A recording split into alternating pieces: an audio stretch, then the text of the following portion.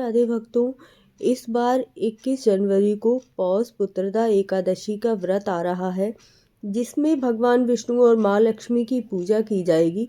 पुण्य प्रताप से साधक को सभी प्रकार के सुखों की प्राप्ति होती है।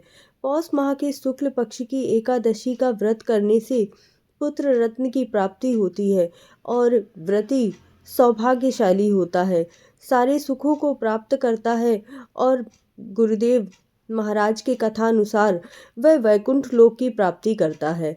आज हम बात करेंगे पुत्रदा एकादशी की कथा के बारे में, जो बहुत ही सुनने मात्र से ही अश्वमेध यज्ञ के बराबर का फल प्राप्त होता है। सुनने से पहले चैनल को सब्सक्राइब जरूर कर लीजिएगा। भगवान विष्णु आप पर विशेष कृपा करेंगे और वीडियो को पूरा देखिएगा, क्योंकि कथा पूरा सुनने से ही फल की प्राप्ति होती है।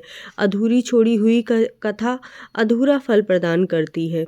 तो चलिए कथा प्रारंभ करते हैं। महाराज युधिष्ठिर ने पूछा, हे भगवान, आपने सफला एकादशी का महात्म्य बताकर बड़ी कृपा की। अब कृपा करके यह बतलाइए कि पौष शुक्ल एकादशी का क्या नाम है, उसकी विधि क्या है और उसमें कौन से देवता का पूजन किया जाता है। भक्त वत्सल भगवान श्री कृष्ण बोले, हे राजन, इस एकादशी का नाम पुत्रदा एकादशी है।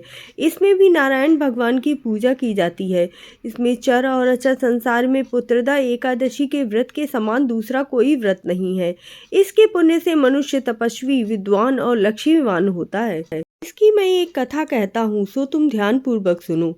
भद्रावती नगरी में सुकेतुमान नाम का एक राजा राज्य करता था। उसको कोई पुत्र नहीं था। उसकी स्त्री का नाम शैब्या था। वह निपुत्री होने के कारण सदैव चिंतित रहा करती। राजा के पितर भी रो रो कर ही पिंड लिया कर सोचा करते थे कि इसके बाद हमें कौन पिंड देगा। राजा को भाई, बांधव, धन, हाथी, घोड़े, राज्य और मंत्री, इस सब में किसी से भी संतोष नहीं होता। वह सदैव यही विचार करता था कि मेरे मरने के बाद मुझको कौन पिंडदान करेगा। बिना पुत्र के पितरों और देवताओं को ऋण मैं कैसे चुका पाऊंगा। जिस घर में पुत्र न हो उस घर में सदैव ही अंधेरा रहता है। इसीलिए पुत्र उत्पत्ति के लिए वह प्रयत्न करना चाहिए। जिस मनुष्य में पुत्र का मुख देखा है वह धन्य है। उसको इस लोक में यश और परलोक में शांति मिलती है, अर्थात उनके दोनों लोक सुधर जाते हैं। पूर्व जन्म के कर्म से ही इस जन्म में पुत्र धन प्राप्त होता है।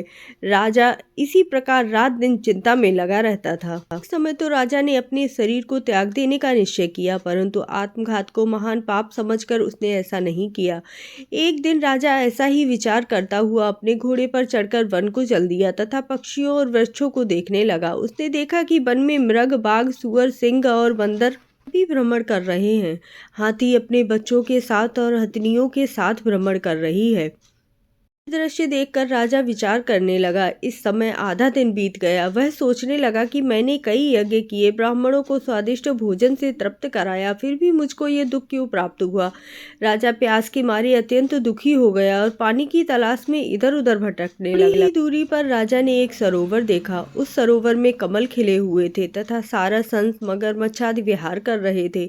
उस सरोवर के चारों तरफ मुनियों के आश्रम बने हुए थे। उसी समय राजा के दाहिने अंग फड़कने लगे। राजा शुभ शकुन समझकर घोड़े से उतर मुनियों को दंडवत प्रणाम करके बैठ गया। राजा को देख मुनियों ने कहा, हे राजन, हम तुमसे अत्यंत प्रसन्न हैं।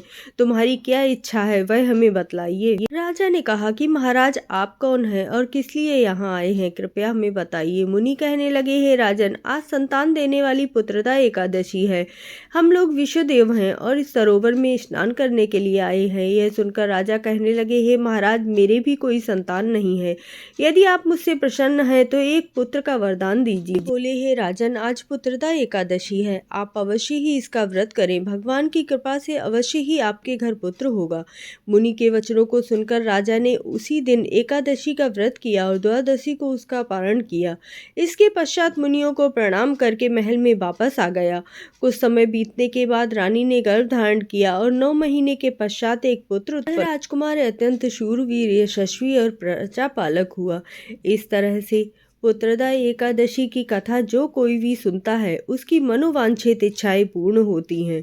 जो भी इच्छा रखकर इस व्रत को किया जाता है, भगवान विष्णु उसकी सारी इच्छाएं पूर्ण करते हैं। एकादशी व्रत का महत्व तो बहुत ज़्यादा है, इसीलिए एकादशी व्रत अवश्य करना चाहिए। वीडियो पूरी देखने के लिए धन्यवाद। चैनल को सब्सक्राइब